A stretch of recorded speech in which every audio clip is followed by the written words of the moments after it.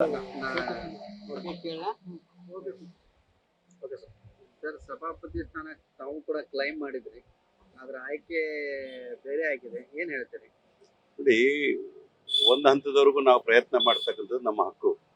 ಆದರೆ ಹೈಕಮಾಂಡ್ ತಗೊಂಡ ತೀರ್ಮಾನಕ್ಕೆ ನಾವೆಲ್ಲರೂ ಬದ್ಧವಾಗಿರಬೇಕಾಗ್ತದೆ. ಈಗ ಮಾಡಿರ್ತಕ್ಕಂಥ ಸಲೀಂ ಅಹಮದ್ ಸಾಹೇಬರಿಗೆ ನಾವು ಶುಭವನ್ನು ಹಾರೈಸಬೇಕಾಗ್ತದೆ. ಅವರು 3 ಬಾರಿ ಅವರು ಕೂಡ MLC ಆಗಿದ್ದವರು, ಹಿರಿಯರಿದ್ದಾರೆ. ಪಕ್ಷದಲ್ಲಿ ವರ್ಕಿಂಗ್ ಕಮಿಟಿ ಮೆಂಬರ್ ಆಗಿ, ವರ್ಕಿಂಗ್ ಪ್ರೆಸಿಡೆಂಟ್ ಆಗಿ ಕೆಲಸ ಮಾಡಿದ್ದಾರೆ. ಹಾಗಾಗಿ ನಾಗರಾಜ್ ಅದು ಒಬ್ಬ ನಿಷ್ಠಾವಂತ ಕಾರ್ಯಕರ್ತನಾಗಿ ಯಾವುದೇ ತೀರ್ಮಾನ ಮಾಡಿದ್ರೆ ಸ್ವಾಗತ ಮಾಡ್ತಕ್ಕಂಥದ್ದು ಅನಿವಾರ್ಯ. ಈಗ ಹೊರಟ್ಟಿ ಅವ್ರನ್ನ ಕೆಳಗಿಳಿಸಬೇಕು ಅನ್ನೋ ನಿಟ್ಟಿನಲ್ಲಿ ಧ್ವನಿ ಎತ್ತಿದ್ರಿ. ಅವ್ರ ವಿರುದ್ಧ ಕೆಲವೊಂದಿಷ್ಟು ಆರೋಪಗಳು ಕೂಡ ಕೇಳಿ ಬಂದಿತ್ತು. ಜೊತೆಗೆ ಕಾಂಗ್ರೆಸ್ ಪಕ್ಷವನ್ನ ಸದಾ ಸಮರ್ಥನೆ ಮಾಡ್ಕೊಳ್ಳುವಂತ ತಾವು ಆ ಒಂದು ಇದ್ರೊಳಗೆ ಇದ್ದಿದ್ರೆ ಚೆನ್ನಾಗಿರ್ತಿತ್ತು ಅನ್ನೋದು ಈ ಭಾಗದ ಜನರ ಒಂದು ಒತ್ತಾಯ. ನಿಮ್ಮ ಅಭಿಮಾನಕ್ಕೆ ನಾನು ನಿಜವಾಗ್ಲೂ ಕೂಡ ಸಂತೋಷ ಪಡ್ತೇನೆ. ಆದ್ರೆ ವಿಚಾರ ಬಂದಿರೋದೇನಂದ್ರೆ, ಇಲ್ಲಿ ಸಭಾಪತಿ ಬಸವರಾಜ್ ಹೊರಟ್ಟಿಯ ವಿಚಾರ ಬರುವುದಿಲ್ಲ.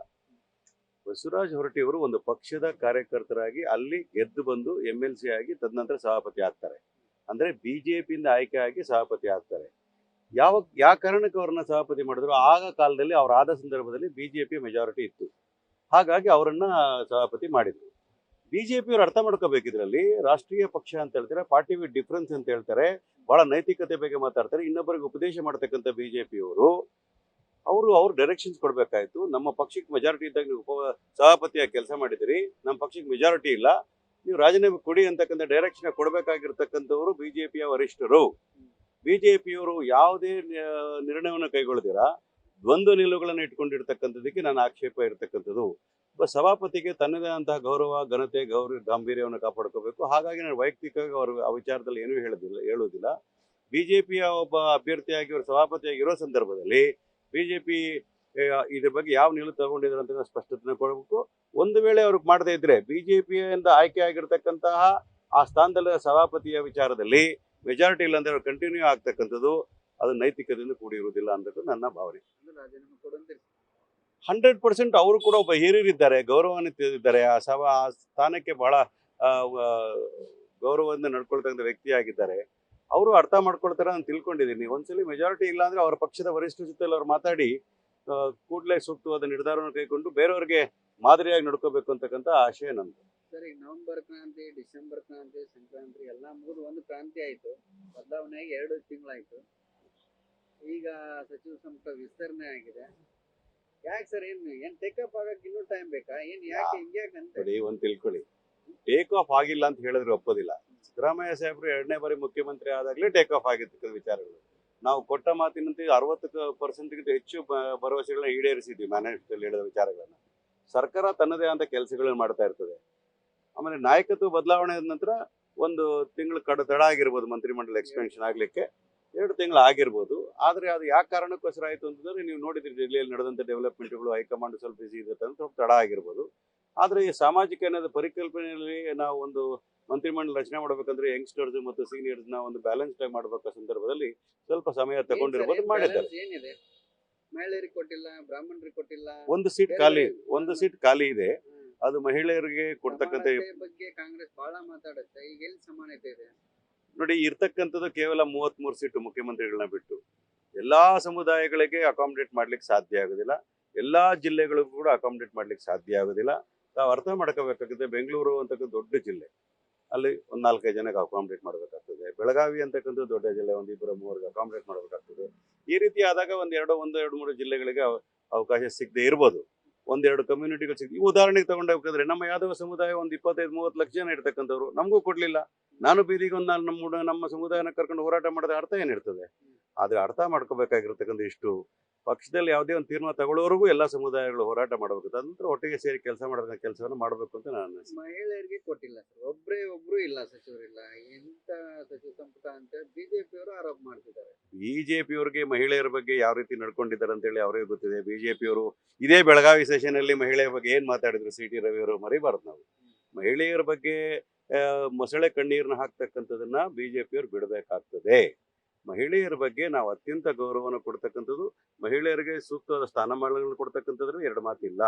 ಈಗ ಇನ್ನೊಂದು ಸೀಟ್, ಅದು ಯಾವುದು ಗಾಯತ್ರಿ ಶಾಂತೇಗೌಡರದು ಅದು ತಡೆ ಹಿಡಿದಿರ್ತಕ್ಕಂಥದ್ದನ್ನ ಖಂಡಿತವಾಗ್ಲೂ ಹೈಕಮಾಂಡ್ ಅವರು ಒಂದು ಉತ್ತಮವಾದ ನಿರ್ಧಾರ ಮಾಡಿ ಯಾರು ಪಕ್ಷಕ್ಕೆ ಪ್ರಾಮಾಣಿಕವಾಗಿ ದುಡಿದಿರ್ತಕ್ಕಂಥ ಲಾಯಲಿಸ್ಟ್ಗೆ ಕೊಡ್ತಾರಂತ ನನ್ನ ನಂಬಿಕೆ ಇದೆ. ಸರ್, ಈಗ ಕೆಲವೊಂದಿಷ್ಟು ಶಾಸಕರು ರಾಜೀನಾಮೆ ಕೊಡ್ತಿದ್ದಾರೆ, ಕೆಲವೊಂದಿಷ್ಟು ಶಾಸಕರನ್ನ ವಜಾ ಮಾಡಿ ಅಂತೇಳಿ ಪ್ರತಿಭಟನೆಗಳಾಗ್ತಾ ಇದೆ. 136 ಶಾಸಕರು ಇರುವಂತ ಪಕ್ಷ ಈ ಹಿಂದೆ ನಾಯಕತ್ವ ಬದಲಾವಣೆ ಗ್ಯಾರಂಟಿ ಯಾಕೆ ಸರಿ ಏನ್ ಕಂಟಿನ್ಯೂ ಇದೇ ರೀತಿ ಅಂದ್ರೆ ಹೆಂಗೆ ಡೆವಲಪ್ಮೆಂಟ್ ಹೆಂಗೆ? ನೋಡಿ, ನಾನು ಒಂದು ಹೇಳೋದಂತಂದ್ರೆ, ಯಾರೇ ಆಗಲಿ ಹೈಕಮಾಂಡ್ ತೀರ್ಮಾನ ತಗೋಬೇಕಾದ್ರೆ ಎಲ್ಲರನ್ನೂ ಕನ್ಸಲ್ಟ್ ಮಾಡಿ ತೀರ್ಮಾನಗಳನ್ನು ಮಾಡ್ತಾರೆ. ಪ್ರೊಟೆಸ್ಟ್ ಮಾಡೋದ್ರಿಂದ, ಹೈಕಮಾಂಡ್ಗೆ ಮುಜುಗರ ಮಾಡೋದ್ರಿಂದ ಏನೇನು ಅಚೀವ್ ಮಾಡ್ಲಿಕ್ಕೆ ಸಾಧ್ಯ ಆಗೋದಿಲ್ಲ. ನಮಗೆ ಮುಖ್ಯಮಂತ್ರಿಗಳಿರ್ಬೋದು, ಮಾಜಿ ಮುಖ್ಯಮಂತ್ರಿಗಳಿರ್ಬೋದು, ಖರ್ಗೆ ಸಾಹೇಬ್ರು ಇರ್ಬೋದು, ಏನಾದರೂ ಡಿಫ್ರೆನ್ಸ್ ಇದೆ ಅವ್ರನ್ನ ಕೇಳಿ. ಈಗ ನಮ್ಮ ಯಾದವ ಸಮುದಾಯಕ್ಕೆ ನ್ಯಾಯ ಕೊಡಲಿಲ್ಲ ಅಂತಕ್ಕಂಥದ್ದು ನಮ್ಗೆಲ್ಲರಿಗೂ ಗೊತ್ತಿರ್ತಕ್ಕಂಥದ್ದು. ಖಂಡಿತವಾಗ್ಲೂ ನಾವು ಕೂಡ ಕೇಳ್ತೇವೆ. ಆದರೆ ಎಲ್ಲಿ ಕೇಳ್ತೇವೆ? 4 ಗೋಡೆಗಳಲ್ಲಿ ಹೋಗಿ ಅವ್ರಿಗೆ ರಿಕ್ವೆಸ್ಟ್ ಮಾಡ್ತಕ್ಕಂಥದ್ದು, ಸಮುದಾಯಕ್ಕೂ ನ್ಯಾಯ ಕೊಡಿ, ನಮಗೂ ಒಂದು ಅವಕಾಶ ಕೊಡಿ. ಉದಾಹರಣೆಗೆ ನಾನೇ ಹೇಳಬೇಕು ಅಂದರೆ 40 ವರ್ಷದಿಂದ ಕಾಂಗ್ರೆಸ್ಸಲ್ಲಿ ಕೆಲಸ ಮಾಡಿದ್ರು. ಪ್ರತಿದಿನ ಟಿ ವಿಗಳಲ್ಲಿ ನಮ್ಮ ಕಾಂಗ್ರೆಸ್ ಪಕ್ಷ ಒಂದು ಸಿದ್ಧಾಂತವನ್ನು ನಾವು ಪ್ರತಿನಿಧಿಸ್ಕೊಂಡು ಬಂದಿರತಕ್ಕಂಥವ್ರು. ಮತ್ತು ನಮ್ಮ ಪಕ್ಷಕ್ಕೆ ಯಾವುದು ಡ್ಯಾಮೇಜ್ ಆದಾಗ ಡ್ಯಾಮೇಜ್ ಕಂಟ್ರೋಲ್ ಮಾಡ್ತಕ್ಕಂಥದ್ದು, BJP ಅವರು ತಪ್ಪು ಮಾಡಿದಾಗ ಅದನ್ನ ಎಕ್ಸ್ಪೋಸ್ ಮಾಡ್ತಕ್ಕಂಥ ಕೆಲಸ, ಹಲವಾರು ವಿಚಾರಗಳು ನಮ್ಮದೇ ಅಂತ ಕಾಂಟ್ರಿಬ್ಯೂಷನ್ ಇರ್ತದೆ. ಅದಕ್ಕಂತೇಳಿ ನಾವು ಬಹಿರಂಗವಾಗಿ ಅಸಮಾಧಾನವನ್ನು ವ್ಯಕ್ತಪಡಿಸಿ ಹೈಕಮಾಂಡ್ಗೆ ಮುಜುಗರ ತರ್ತಕ್ಕಂಥದ್ದನ್ನ ಮಾಡಲಿಕ್ಕೆ ನಮ್ಮಲ್ಲಿ ಅದು ಒಪ್ಪಲಿಕ್ಕೆ ಸಾಧ್ಯ ಇಲ್ಲ. ಇನ್ಡಿಸಿಪ್ಲಿನ್ ನಾಟ್ ಬಿ ಟಾಲರೇಟೆಡ್. ರಾಜನಾಯಕರು ಹೈಕಮಾಂಡ್ ನಡುವೆ ಯಾವುದೇ ರೀತಿಯಾದ ಸಮನ್ವಯತೆ ಇಲ್ಲ. ಒಂದ್ ಪಟ್ಟಿ ಬರುತ್ತೆ ಮತ್ತೆ ಚೇಂಜ್ ಆಗುತ್ತೆ. ಯಾಕೆ ಹಿಂಗೆ? ನೋಡಿ, ಟಿವಿಗಳು ಹಲವಾರು ಸಂಭಾವನೆ ಪಟ್ಟಿಗಳದು, ಅವು ಯಾವುದು ಕೂಡ ನಮ್ಮ ಲೀಡರ್ಗಳು ನೀವು ಅಧಿಕೃತವಾಗಿ ಮಾಡಿರೋದ್ರಲ್ಲೇ ಚೇಂಜಸ್ ಆಗಿದೆ. ಇಲ್ಲ ಇಲ್ಲ ಇಲ್ಲ ಇಲ್ಲ ಇಲ್ಲ ನಾಯಕನ ಬಲಿ ಕೊಟ್ಬಿಟ್ರೆ ಇಲ್ಲ ಇಲ್ಲ ಹೇಳ್ತೀನಿ. ಮೊದಲು 1-2 ತಿಂಗಳಿಂದ ಹಲವಾರು ಸಂಭಾವನೆ ಪಟ್ಟಿಗಳೇ ಹಾಕಿದ್ರು. ಅದ್ಯಾವುದು ನಮ್ಮ ನಾಯಕರುಗಳು ಕೊಟ್ಟದಲ್ಲ. ನಮ್ಮ ಹೂವಾಪೋಹಗಳು ಯಾರೋ ಹೇಳಿದ್ರು ಅಂತ ಹಾಕಿರ್ಬೋದು. ತಾವು ಕೂಡ ಒಳ್ಳೇದು ಇದು ಆಗ್ಬೋದು ಅಂತ ಹೇಳಿ ತಮ್ಮದೇ ಅಂತ ರಿಸರ್ಚ್ ಮಾಡಿ ಹಾಕಿರ್ಬೋದು. ಅಧಿಕೃತವಾಗಿ ಬಂದ ನಂತರ ಅದೊಂದು ಮಾತ್ರ ಚೇಂಜ್ ಆಗ್ಲಿಕ್ಕೆ ಕಾರಣಗಳು ಏನಂತಂದ್ರೆ, ಅದು ಹೈಕಮಾಂಡ್ ಕೂಡ ಕನ್ಸಲ್ಟ್ ಮಾಡಿ ಅಲ್ಲಿ ದಾವಣಗೆರೆಗೆ ಒಂದು ರೆಪ್ರೆಸೆಂಟೇಷನ್ ಕೊಡಬೇಕಾಯಿತು. ಆ ಕಾರಣಕ್ಕೋಸ್ಕರ ಮಾಡಿರ್ತಕ್ಕಂಥದ್ದು. ಆಮೇಲೆ ಎರಡನೇದು, ಇನ್ನೊಂದು ಮಹಿಳಾ ವಿಚಾರದಲ್ಲಿ ಬಂದಾಗ ಅಪ್ಪರ್ ಹೌಸಲ್ಲಿ ಈಗಾಗಲೇ ಯತೀಂದ್ರ ಸಾಹೇಬ್ರು ಇದ್ದಾರೆ. ಇನ್ನೊಂದು ಗಾಯತ್ರಿ ಶಾಂತೇಗೌಡರು ಕೂಡ ಅದೇ ಸಮುದಾಯಕ್ಕೆ ಸೇರಿರ್ತಕ್ಕಂಥವ್ರು ಆಗಿರೋದ್ರಿಂದ, ಅದು ಆ ಭಾಗ ಹಳೆ ಮೈಸೂರಿಗೆ ಸೇರಿರ್ತಕ್ಕಂಥ ಭಾಗದಿಂದ ಅದನ್ನ ಉತ್ತರ ಕರ್ನಾಟಕದಲ್ಲಿ ಕೊಡಬೇಕು ಅನ್ನೋ ಕಾರಣಕ್ಕೋಸ್ಕರ ಅದನ್ನ ಒಂದ್ ಸ್ವಲ್ಪ ತಡೆ ಹಿಡಿದಿರ್ತಕ್ಕಂಥ ವಿಚಾರಗಳು. ಅದು ಸಮಾಲೋಚನೆ ಮಾಡಿ ನ್ಯಾಯಸಮ್ಮತವಾಗಿ ಕೆಲಸ ಮಾಡ್ತಕ್ಕಂಥದ್ದನ್ನ ಮಾಡ್ತಾರೆ. ಸರ್, ಈಗ ಕೊನೆಯದಾಗಿ ಸಿದ್ದರಾಮಯ್ಯನವರು ಪಕ್ಷದ ನಾಯಕರು ಅಂತ ಹೈಕಮಾಂಡ್ ನಿಲ್ಲಿಸ್ಕೊಂಡಿದ್ದಾರೆ ಅಂತ ಕಾರ್ಯಕ್ರಮಕ್ಕೂ ಹೋಗಿಲ್ಲ ಅನ್ನುವಂಥದ್ದು. ಇಲ್ಲ ಇಲ್ಲ, ನಿನ್ನೆ ಏನಾಗಿತ್ತು ಅಂದ್ರೆ ಅವ್ರ ಬರ್ಡೇ ಜನ್ಮದಿನ ಇತ್ತು. ನಾನು ಕೂಡ ಹೋಗಿದ್ದೆ, ಅವ್ರು ವಿಶ್ ಮಾಡಿ ಬಂದಿದ್ದೆ. ತುಂಬಾ ಜನ, 100 ಜನ ಬರ್ತಾ ಇದ್ರು. ಅವರು ಆ ಒಂದು ಬ್ಯುಸಿಯಲ್ಲಿ ಇದ್ರು. ಆ ಕಾರಣಕ್ಕೋಸ್ಕರ ಹೋಗಿಲ್ಲ ಅಂತ ಕಾಣ್ತದೆ. ಯಾವುದೇ ಕಾರಣಕ್ಕೂ ಅಸಮಾಧಾನದ ಪ್ರಶ್ನೆ ಇಲ್ಲ. ಅವರು ಒಂದು ನೇರ ನಿಷ್ಠೂರವಾಗಿ ಮಾತಾಡ್ತಕ್ಕಂಥ ಒಬ್ಬ ವರಿಷ್ಠ ಆಗಿರೋದ್ರಿಂದ, ಅವ್ರೇನಾದ್ರು ಆ ವಿಚಾರಧಾರೆಗಳಿದೆ, ಅವ್ರ ಹೈಕಮಾಂಡ್ಗೆ ನೇರವಾಗಿ ಸಂಪರ್ಕ ಇಟ್ಕೊಂಡು ರಾಹುಲ್ ಗಾಂಧಿ ಹತ್ರ, ಖರ್ಗೆ ಸಾಹೇಬ್ರ ಹತ್ರ ಮಾತಾಡ್ತಕ್ಕಂಥ ವರಿಷ್ಠ ಆಗಿರೋದ್ರಿಂದ I don't think any disappointment ಇದೆ. ಎಲ್ಲ ಗೊಂದಲಗಳಿಗೆ ಹೈಕಮಾಂಡ್ ಕಾರಣ ಅಂತೇಳಿ ಸಿದ್ದರಾಮಯ್ಯನವರು ಸಿಟ್ಟಾಗಿದ್ದಾರೆ. ಖಂಡಿತವಾಗ್ಲೂ ಇಲ್ಲ, ಆ ರೀತಿ ಎಲ್ಲ ಇಲ್ಲ. ಏನಾದರೂ ಇದ್ರೆ ಅವ್ರು ಸಾಹೇಬರು ಹೈಕಮಾಂಡ್ ಮಾತಾಡ್ತಾರೆ. ಹೈಕಮಾಂಡ್ ತನ್ನದೇ ಆದ ವ್ಯಾಪ್ತಿಯಲ್ಲಿ ಕೆಲಸ ಮಾಡ್ತಾ ಇರ್ತದೆ.